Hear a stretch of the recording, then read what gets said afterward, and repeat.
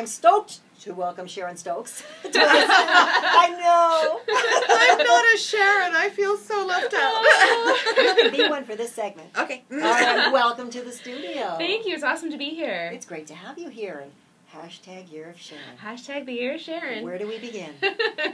Well, I created the hashtag the Year of Sharon on Instagram about a year ago. Actually, the anniversary is coming up soon. January 31st is when I officially started the Year of Sharon. And it was a time where, for a long time, I felt like I was in a rut. You know, kind of eat, work, sleep, repeat. That same sort of Groundhog Day, day after day.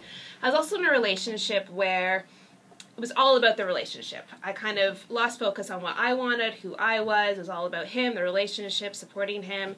And after I got out of that, I realized, who am I and what do I want? So I took a little bit of time and I started doing really fun things and experiencing life on a whole new level. Things that I didn't allow myself or didn't even realize were possible when I was in the relationship.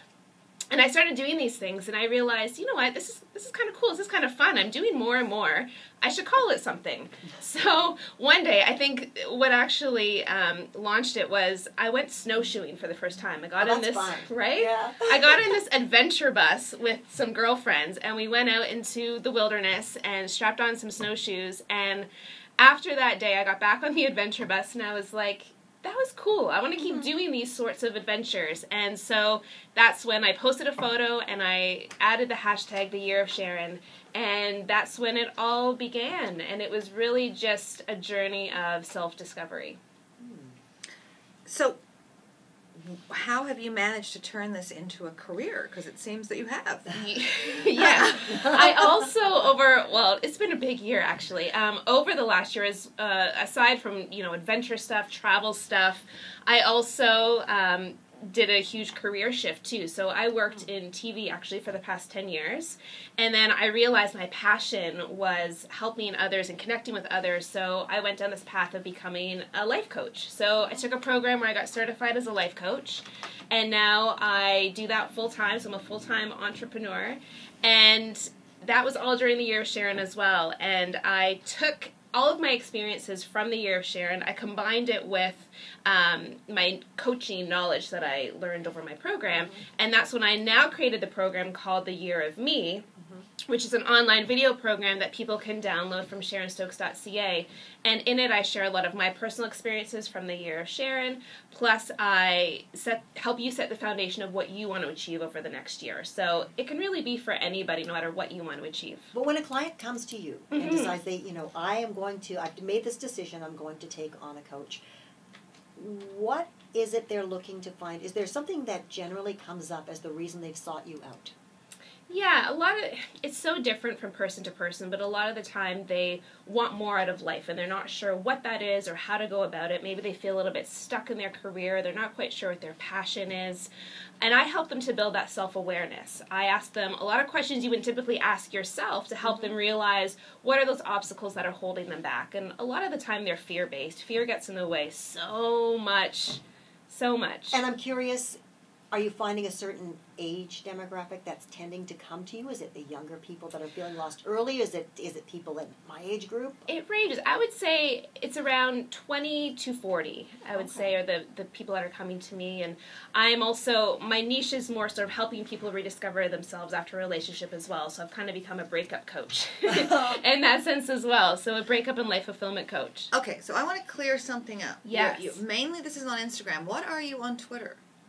At Sharon J. Stokes. At Sharon J. Stokes, because there is an @Year of Sharon on Twitter, which is where I got confused. That's all about paying it forward with reading. People leaving books all over different cities. So there's another sort of Year of Sharon. Well, yeah, because that's what I said. I said, because we're awesome. There's another. Yay, Sharons. Year of Sharon on Twitter is not you. No, but that's so wild. Yeah, so that's why I got, because they started that as a paying it forward in honor of another Sharon who died. So they're doing a year of, and they've got some really neat pictures of people leaving To Kill a Mockingbird on the New York on a New York restaurant table, and then who picks it up and starts reading it, and it's so they're doing that. So I mean, it's people turning something, as you did, into sort of paying it forward and giving people great experiences. Yeah, right. That's cool. Check that out. But you are on Instagram as your main your main social media following? Yeah, that's what I use mainly, especially for documenting the year of Sharon. It's Sharon.Stokes on Instagram, and that's for all my photos. And if you search that hashtag, the all hashtag the pictures you will come up. Yes, yeah. the hashtag year of Sharon. It's really cool. So now you have a module breakdown of how people should do this. So take us through module 1. Yes, so the online video program that you can download, it's 3 videos.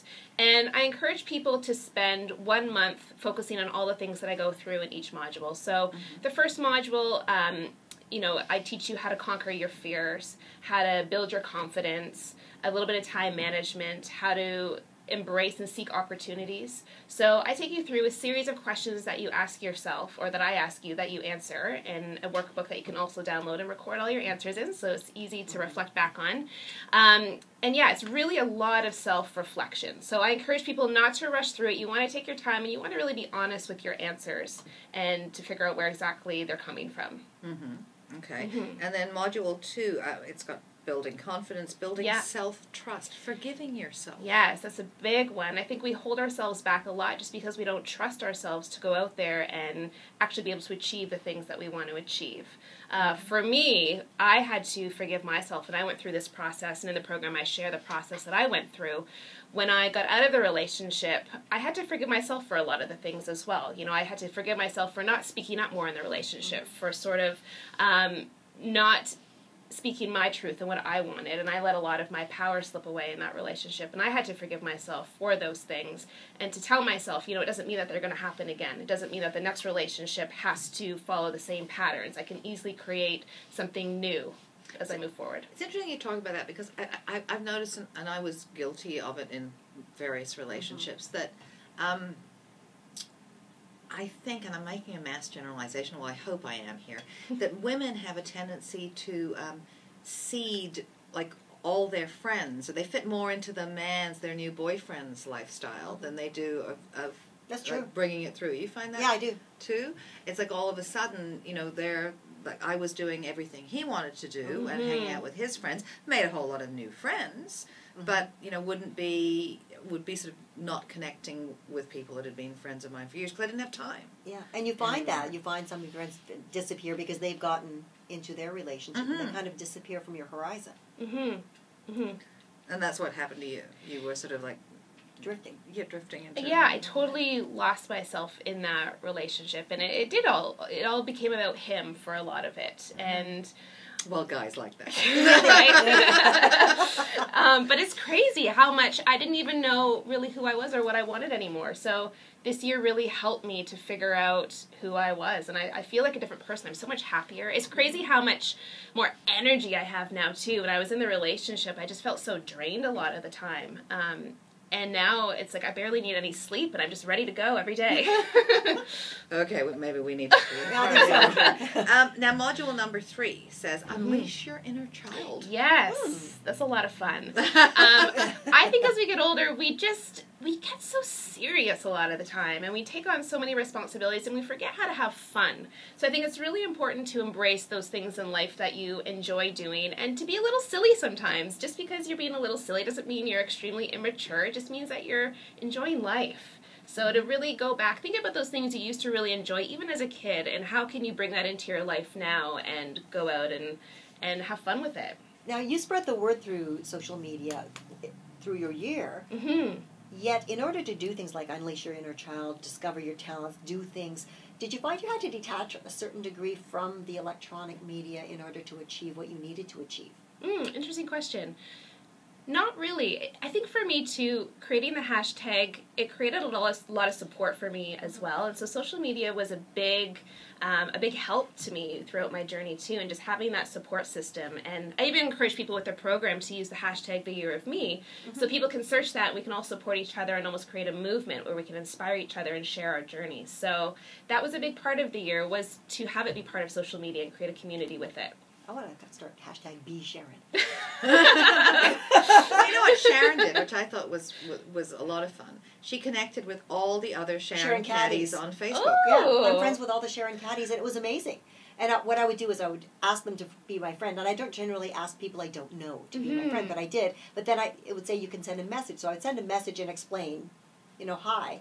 I know I don't know you, but the one thing we have in common is our name. And they pretty much all accept it. And That's it's cool. cool. Yeah. And I've started some conversations with some of these women, and it's really interesting. And all over the world? All over the world. Very cool. Yeah.